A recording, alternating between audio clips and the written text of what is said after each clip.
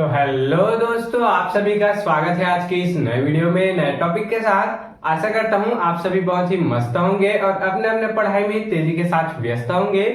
तो चलिए इस प्रकार से आज के इस प्यारे से टॉपिक में, आज का जो टॉपिक है 12th केमिस्ट्री के पी ब्लॉक जो एलिमेंट्स है, इसके अंतर्गत बहुत ही इंपॉर्टेंट होने वाला है, क्योंकि आज हम लोग इस टॉपिक में जानेंगे कि नाइट्रोजन का अपने 15वें समूह से किस प्रकार से असामान्य व्यवहार प्रदर्शित करता है, इसके बारे में संपूर्ण जानकारी आपको देने वाले हैं। चूंकि ये जो टॉपिक है इसमें प्रश्न किस प्रकार से बनता है, समझाइए कि नाइट्रोजन अपने 15वें समूह के अन्य तत्वों से असामान्य व्यवहार प्रदर्शित करता है, या फिर इसी को और पूछ दिया जाएगा। यहाँ पर नाइट्रोजन है, इसके जगह पर ऑक्सीजन पूछ दिया जाएगा। समझाइए कि ऑक्सीजन अपने 16वें समूह के तत्व से असामान्य व्यवहार प्रदर्शित करता है। तो ये जो टॉपिक है आपके बोर्ड एग्जाम में 3 नंबर में जरूर से पूछ लिया जाता है। तो आपको इसको कारण सहित तथा इसको असामान्य गुण सहित आपको बता देना है। आपको यहाँ पर फुल में फुल मार्क्स मिल जाने वाला है। चलिए बिना किसी समय गंवाए आखिर नाइट्रोजन के N2 के असामान्य अपने 15वें समूह से असामान्य व्यवहार को समझने का प्रयास करते हैं कि आखिर ये अपने समूह के अन्य तत्वों से अलग गुण क्यों प्रदर्शित करते हैं। तो चलिए इसको समझ लेते हैं। तो यहाँ पर क्या बोला गया है प्रत्येक समूह का प्रथम तत्व या फिर प्रथम सदस्य, जैसे कि 15वें समूह का N अर्थात नाइट्रोजन और 16वें समूह का O2 अर्थात ऑक्सीजन, यहाँ पर N2 आ जाएगा। जैसे कि क्या बोला गया इसमें प्रत्येक समूह का प्रथम सदस्य, जैसे कि 15वें समूह में कौन सा आ जाता है नाइट्रोजन, 16वें समूह में कौन सा आ जाता है ऑक्सीजन, अपने समूह के अन्य तत्वों से भिन्न कारणों से क्या करते हैं असामान्य व्यवहार प्रदर्शित करते हैं, जो कि कारण कुछ इस प्रकार से है। चलिए इसको देख लेते हैं। क्या बोला गया है प्रत्येक समूह का कोई भी ऐसा समूह होता है तो उसमें 15वें समूह में कौन सा आता है नाइट्रोजन हो गया, नाइट्रोजन के बाद फास्फोरस, आर्सेनिक, ये सब आते हैं। तो 15वें समूह में नाइट्रोजन हो गया। इसी प्रकार से जो 16वें समूह में होता है वो ऑक्सीजन होता है। तो प्रत्येक समूह का पहला तत्व अपने अन्य तत्व से कुछ भिन्न कारणों से असामान्य व्यवहार प्रदर्शित करते हैं। आइए उन्हीं कारणों को यहाँ पर देख लेते हैं। तो सबसे पहला कारण यहाँ पर क्या है, परमाणु आकार का छोटा होना। अब देख सकते हैं, चूंकि हमको पता है जैसे जैसे आवर्त सारणी में हम लोग ऊपर से नीचे आते हैं तो परमाणु का आकार कैसे होता जाता है, बड़ा होता जाता है, अर्थात सबसे ऊपर का जो परमाणु आकार है वो छोटा होता है। तो इस कारण से भी क्या होते हैं असामान्य व्यवहार प्रदर्शित करते हैं। चलिए दूसरा देख लेते हैं। दूसरा क्या है उच्च आयनन ऊर्जा का होना। अब आयनन ऊर्जा क्या होता है, अब इसको ध्यान देंगे। कोई भी एक परमाणु है, यहाँ पर कोई भी एक मान लेते हैं परमाणु है, ये क्या है परमाणु है। अब ये जो परमाणु है वो नाइट्रोजन परमाणु है मान लेते हैं। अब इसकी आयनन ऊर्जा कैसी होती है, उच्च होती है। इसकी जो आयनन ऊर्जा होती है उच्च होती है। अब आयनन ऊर्जा क्या होता है, किसी भी परमाणु के 72 कोष में उपस्थित जो इलेक्ट्रॉन होते हैं उसको निकालने के लिए जो आवश्यक ऊर्जा की मात्रा होती है उसी को ही आयनन ऊर्जा कहते हैं।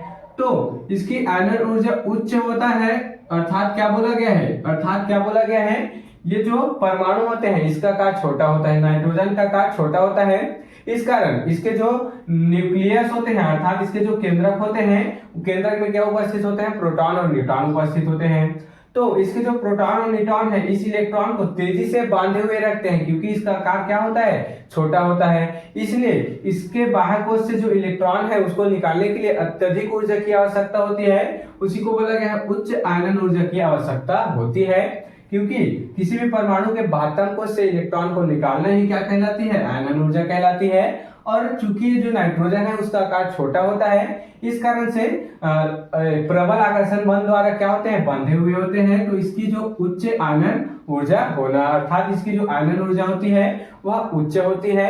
इसको ज्यादा ऊर्जा देना पड़ता है इसके इलेक्ट्रॉन को निकालने के लिए। तो आशा करता हूं ये भी क्लियर हो गया होगा। चलिए तीसरा कारण देख लेते हैं।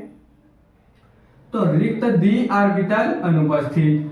अब क्या होता है इसमें डी ऑर्बिटल अनुपस्थित होता है। चूंकि जो नाइट्रोजन का परमाणु क्रमांक कितना होता है, जो नाइट्रोजन होता है उसका परमाणु क्रमांक 7 होता है। तो क्या हो जाएगा 1s2 2s2 और क्या हो जाएगा 2p यहाँ पर 3 हो जाएगा। देख सकते हैं। तो इसके ये वाले कक्षक में 2 इलेक्ट्रॉन आ गए, ये कक्षक में 2 इलेक्ट्रॉन आ गए और यहाँ पर कितने इलेक्ट्रॉन आ जाएंगे, यहाँ पर देख सकते हैं 3 इलेक्ट्रॉन आ जाएंगे कुछ इस प्रकार से। तो इसमें क्या बोला गया, इसमें रिक्त d ऑर्बिटल अनुपस्थित। ये जो n है अर्थात नाइट्रोजन है, इसमें d ऑर्बिटल उपस्थित नहीं होता है अर्थात अनुपस्थित होता है। इस कारण से भी भिन्न व्यवहार क्या करते हैं, प्रदर्शित करते हैं। चलिए इसका चौथा कारण देख लेते हैं, स्थायी त्रिबंध।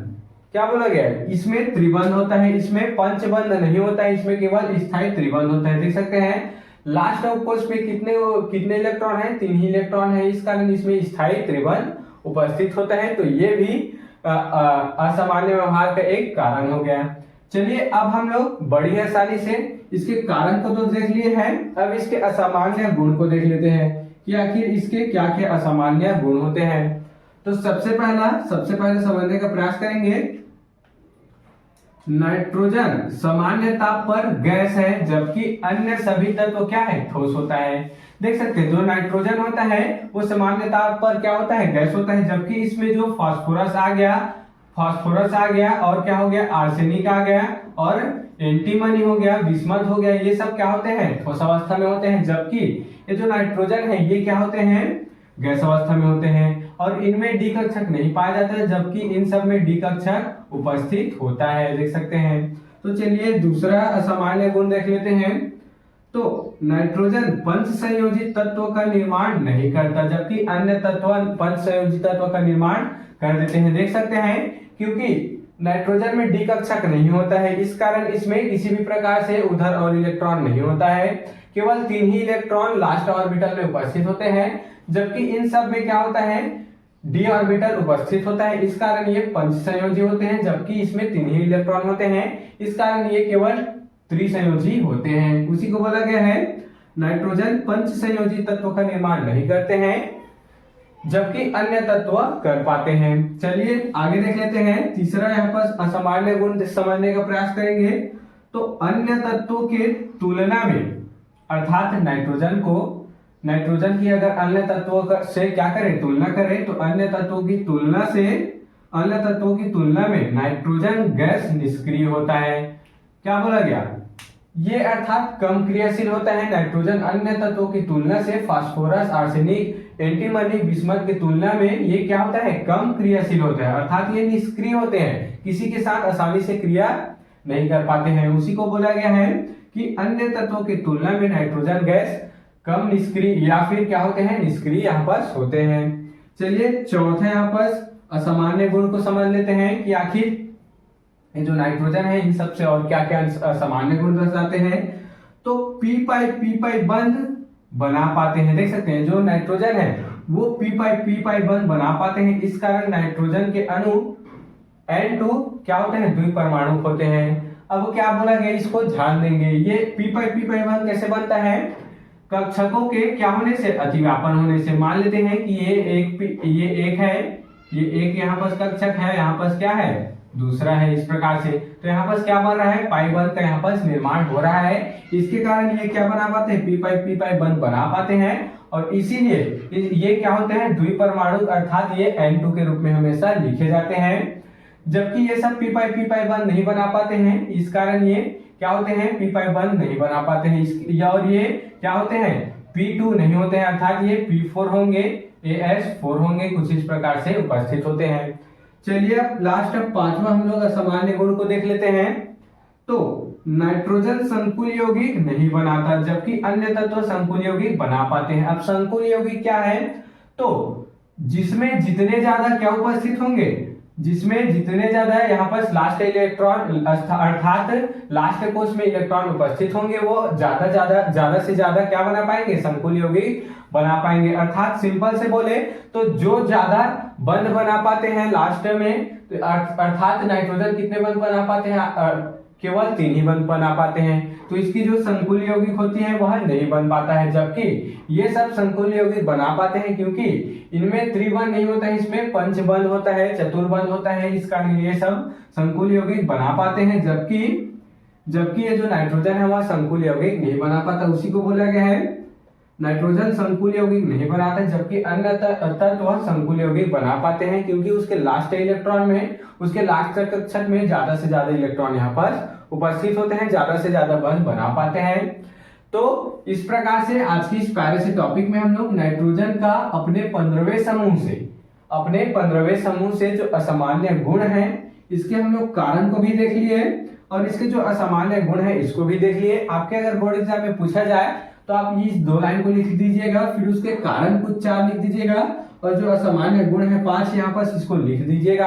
आपको यहाँ पर फुल मार्क्स यहाँ पर मिल जाने वाला है, तो आप इसके स्क्रीनशॉट यहाँ पर ले सकते हैं।